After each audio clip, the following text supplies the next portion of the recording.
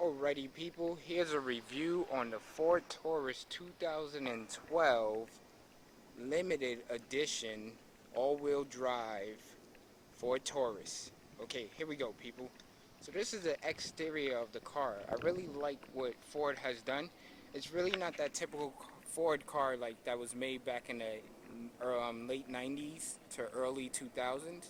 So before you'll see it more like a family car, this actually stepped up. Ford has actually stepped up their game as far as making this more like a luxury vehicle. And I'm going to tell you why and show you why. So let's first start out the exterior. You have LED lights in the front, as well as there are also lights down there as well. So at night the car looks beautiful when it lights up. This is actually the black is the color. There's actually a spotlight underneath the actual rear view mirrors underneath here. So there's a spotlight that at night the whole car illuminates. So that's really great. So let's go inside. This is a 4-door, of course. Actually, the car is locked, so you actually have a keyless entry as well, as long as you have the key on you, or like 3 feet within the car. So this is the inside. A lot of times when you see this car, you will actually not see that it's fully loaded with the actually DVD player and backup camera. So the inside, let's start out with the door panel. Love the door panel. You actually have this little handle here for extra grip as far as closing the door. You have your controls here. The finish, it has like a granite finish to it, along with some stitches. The inside the vehicle, this is leather interior. I'm a Superman fan, so you can see that. What I do like about the car is at night, it's programmed to go off that the whole car underneath here has lights that which you can control, and it has different colors, different brightness as far as what you want to see. So let's give this a go at. So I'm inside the car. And as you can see, there's no key. We actually have push to start, so you actually have to put your foot on the brake first and then press start. And everything is loading up. So let's close this. It's actually hot today. It's like 91 degrees here. So you have the navigational system. Some of the stuff I haven't figured out yet. You actually have built-in series radio as well for 6 months trial subscription. What I do like about this panel, it's a DVD player, it's touchscreen, but if I click on my home screen, you actually can put, and wait for it people, you actually can put photos inside here. It holds about 32 photos, and you have to save them as an ISO 9660. I'm not going to go into what that is because this is not that kind of review. So yeah, I can actually pick through my photos. I only have a couple of photos on here, but it's of course of me and my fiance and stuff like that. So if I wanted that picture, I can have that picture up on the car while, you know, I'm driving, and I can have the radio on. The sound system, you have Sony speakers all throughout the car. So that's something that's really, really great. I don't know, that's out of focus, but let me just hold it still so you get back focused. There we go. So let me actually cut the car off since I'm not going anywhere. Everything is powered. Driver's side is powered. Passenger side is powered. You have dual climate controls as far as heating and AC. The only thing that didn't come with this car was the cooling and heating seats. But as far as the AC is working really well. You also have a memory setting to memory person 1 and person 2. So I'm obviously going to drive this car a lot. So I have my memory settings, but when my fiance drives the car, she could just press 2 and the mirrors will change and the seating will change to wherever she set it for. You can also do that on the outside of the car as far as entering a code. If I enter my own personal code, everything will change as soon as the door is unlocked. Everything is changing. The brakes and the gas actually pedals, these pedals actually move up and move down to your comfort. This is also a stick shift minus the clutch. you could put it actually in the manual setting, and then you have your shifters are actually on the steering wheel itself. So I thought that was a great thing. In my other car, it actually had an option on the stick that you can actually change it and stuff. So the car, as far as inside the car, it's pretty roomy. I'm pretty a short guy and stuff.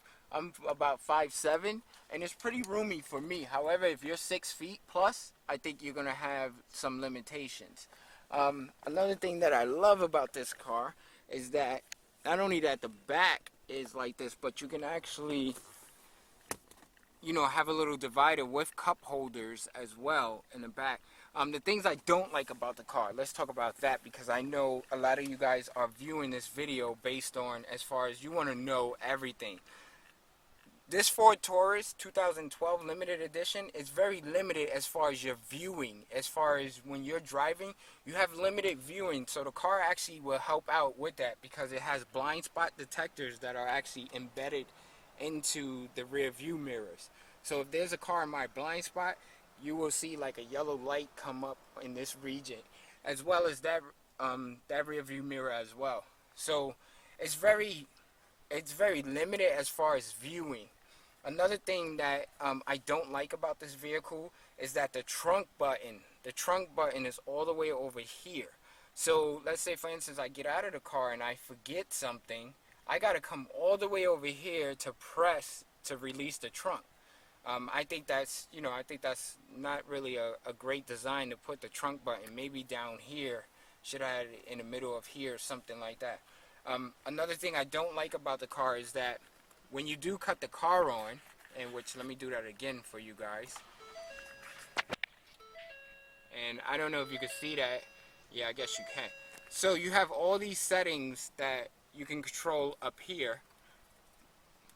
So you have the system check, all this stuff, auto high beam, auto lamp, auto lock. So whenever I change any of this stuff right here, like if I put the blind spot set to off, and then I go cross traffic set to off, easy entry, which means the keyless entry as far as the control panel that's on the side of the door. So as soon as I cut the car off, and then when I cut it back on, I have to go back in and change those settings to where I would like it to be. I don't like the fact that I have to continuously do that. So I think that really sucks about the car and stuff like that. It should just remember. But it also has these neat features as far as you can. So let me continue. Sorry about that brief pause that you guys are never going to see. But I think Ford really spend a lot of time with the exterior of this vehicle. It makes you feel like you're really upper class, which you should be, because this vehicle is really a great vehicle. I love the fact that it actually has vents underneath there, so you actually feel the air or the heat on your feet or your legs and stuff like that. As far as highway miles, let's get the paper. I actually kept it in the trunk because I knew you guys would be concerned about that. But actually, like I said before, at night, this car is crazy. So as far as, it's really not that bad. I live in the Bronx, so 17 miles per gallon in the city. That's not a lot. However, I do not drive my car a lot in the city. My work is about 5 miles from my house. So when I fill up, it takes me about 2.5 to 3 weeks to fill up again, just from work.